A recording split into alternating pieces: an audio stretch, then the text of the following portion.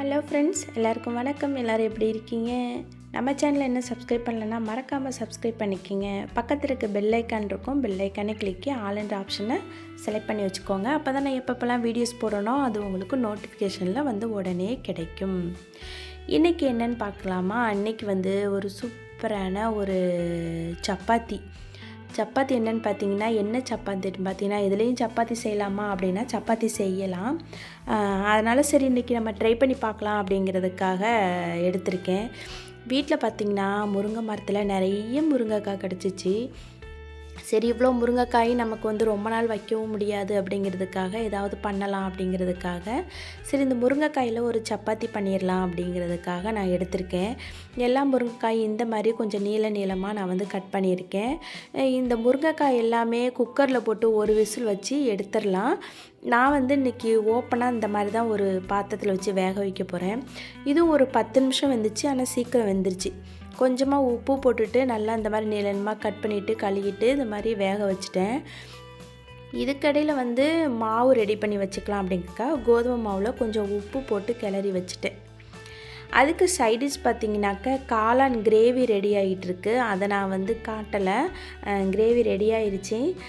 கொஞ்சம் காரமாகிட்டு அது இல்லாமல் கொஞ்சம் தேங்காயும் ஊற்ற வேண்டியிருக்கு அப்படிங்கிறத தேங்காய் பால் எடுத்து ஊற்றிட்டேன்.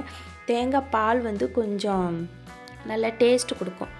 அதனால் தேங்காய் பால் எடுத்து வச்சுருக்கேன். தேங்காய் பால் போட்டு நல்லா மிக்ஸ் பண்ணிவிட்டு ஒரு கொதி வந்தோடனே நான் வந்து இறக்கிறோன்னு. தேங்காய் பால் ஊற்றணுன்னா ரொம்ப கொதிக்கக்கூடாது. அதுக்கடியில் பார்த்திங்கனாக்கா நம்ம முருங்கைக்காய் வந்து நல்லா வெந்துருச்சு பாருங்களேன், சூப்பராக வெந்துருச்சு. இப்போ வெந்த முருங்கைக்காய் வந்து தனியாக நான் வந்து எடுத்து வச்சுட்டேன். அந்த தண்ணி வந்து வேஸ்ட்டு பண்ண வேணாம். அந்த தண்ணியில் நான் வந்து ரசம் வச்சுருவேன், ரொம்ப நல்லாயிருக்கும். இப்போ அந்த வேக வச்ச முருங்கைக்காயில் அந்த விதைப்பகுதியும் சேர்த்து நீங்கள் வந்து அரைச்சிக்கலாம், தப்பில்லை. இப்போ நான் அந்த விதைப்பகுதியை என்ன செய்வேன் அப்படின்னாக்கா அந்த காளான் கிரேவிலேயே நான் வந்து போட்டு ஒரு கிளறிடுவேன், நல்லாயிருக்கும். இப்போ அந்த சதைப்பொதியை மட்டும் நான் தனியாக எடுத்து வச்சிட்டேன் எல்லா முருங்கைக்காயிலையும். இப்போ அதை மிக்ஸி ஜாரில் சேர்த்து கொஞ்சம் ஒரு அரைச்சிக்கலாம். ஏன்னா அப்படியே போட்டோம்னா அந்தந்த இடத்துல முழுசாக இருக்கிற மாதிரி இருக்கும். அரைச்சி சேர்த்தோம்னா கொஞ்சம் எதுவும் நம்ம கையில் படாது, டேஸ்ட்டும் சூப்பராக இருக்கும்.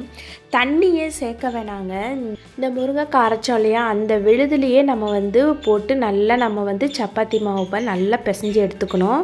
தண்ணி உங்களுக்கு தேவை அப்படின்னாக்கா இந்த முருங்கைக்காய் வேக வச்ச பாருங்க அந்த தண்ணி யூஸ் பண்ணிக்கலாம். நான் வந்து தண்ணி சேர்க்கவே இல்லை, எனக்கு கரெக்டாக இருந்துச்சு. மொத்தமாக கொட்டிடாதீங்க, அதிகமாச்சுன்னா இன்னும் கொஞ்சம் மாவு சேர்த்து பிசைய வேண்டி வரும்.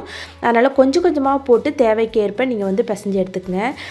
2 பக்கம் போட்டு பட்டர் இல்லை அப்படின்னாக்கா எண்ணெய் போட்டுட்டு நீங்கள் எடுத்து வச்சுட்டு ஏதாவது கிரேவி வச்சுட்டு நீங்கள் சாப்பிட்டிங்கன்னா சும்மா டேஸ்ட்டு வேறு லெவலாக இருந்துச்சு.